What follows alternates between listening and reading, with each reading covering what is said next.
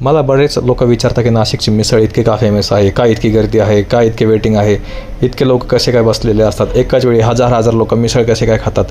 तर हे बघा ही गर्दी आहे. तर मी तुम्हाला आत्ता सांगणार आहे की नाशिकची मिसळ का फेमस आहे.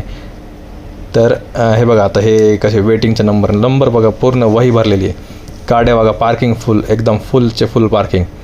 हे बघा मी तुम्हाला सांगणार आहे की नाशिकची मिसळ टेस्टसाठी फेमस आहे.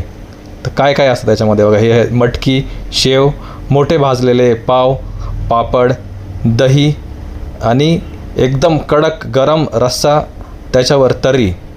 तर हे हा आहे फॉर्म्युला आणि हे परफेक्ट टेस्टमध्ये बसवलेलं आहे. नुसतं इन्ग्रेडियंट्स नाही पण टेस्ट पण एकदम परफेक्ट असते याची.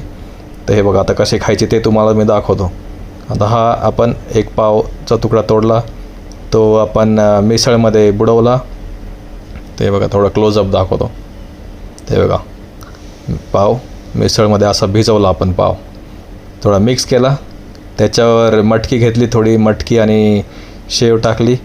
ही झाली शेव आणि हे थोडंसं तुम्हाला वाटलं तर दही, आणि हे झाली मिसळ.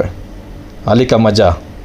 तर या तुम्ही पण सगळे नाशिकला. हा पापड, कांदा, या तुम्ही सगळे नाशिकला या, मिसळ खा.